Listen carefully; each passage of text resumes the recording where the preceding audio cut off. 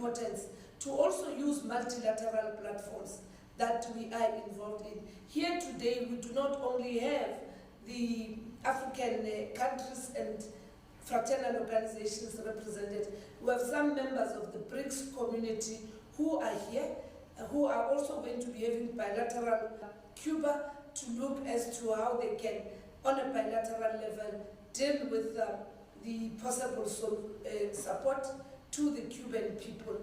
We have to defy. Time has come, as we have seen the stance that the world has taken against apartheid Israel, that we must also defy the US blockade against Cuba. It's an illegal act, and worse now, they've also enlisted Cuba as a terrorist nation when Cuba excels on humanitarian support. Cuba had to go to Italy and help the Italians in the scourge of COVID-19. Many people relied on the Cuban vaccine solutions and other supports. The doctors from Cuba were out there. Every country in Africa, save Morocco, stands here today and say, we have a doctor trained from Cuba. We've got an engineer trained from Cuba. In our defense force, we've got ex-combatants who are now army generals trained by Cuba. And of importance is that Cuba never wants to exploit our mineral resources, to demand any financial reward from us, but Cuba has always left at a high price, South Africa, Africa, without actually regretting, as they are continuing to do it now, with them supporting Palestine, but also with them working with all of us to defend our hard-won gains of the revolution. You mentioned a number of key areas of collaboration, specifically health, but also interesting is that the NC's Deputy President Mpumalanga also thanked Cuba for the support they provided in areas of education as well. Can you expand on that aspect?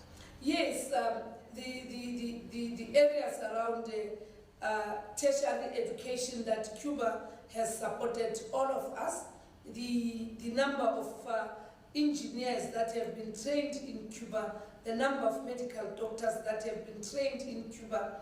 What is of importance also with Cuba around the area of education is how they ensure that through their basic education system, they include in their curriculum the history of the liberation movements. Here in South Africa, we hardly tell the history of our struggle in the formal education.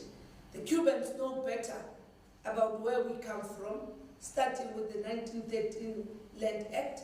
It is part of the curriculum, and we need to ensure therefore that internationalism that Cubans instill on their children, on their future leaders, is something that we must learn. And not only Cuba. We have Western Sahara here, who are represented by the Polisario Front. We've got the Prime Minister, and that is the only country, the only nation in Africa that is as yet to be liberated against those that have captured their land, which is Morocco. They themselves are actually even having their schools named after Hector Peterson.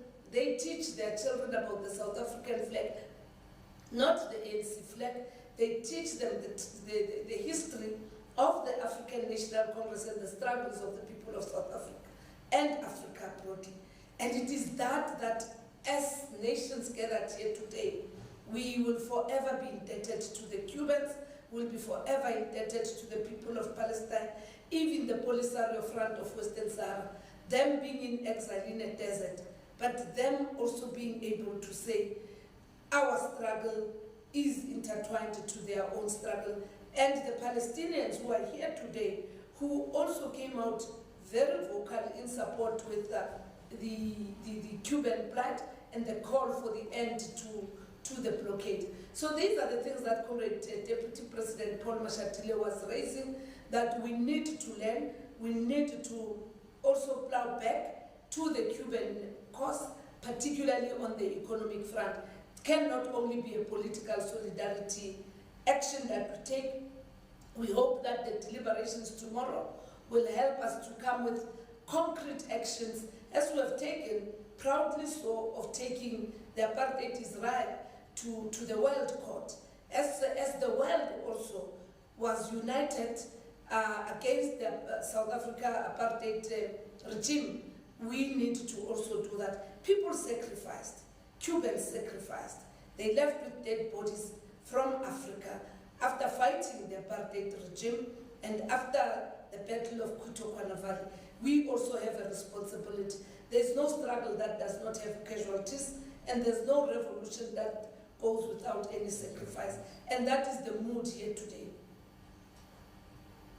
Thank you for your time. That's the first Deputy Secretary General of the African National Congress, Mpumalanga. Thank you.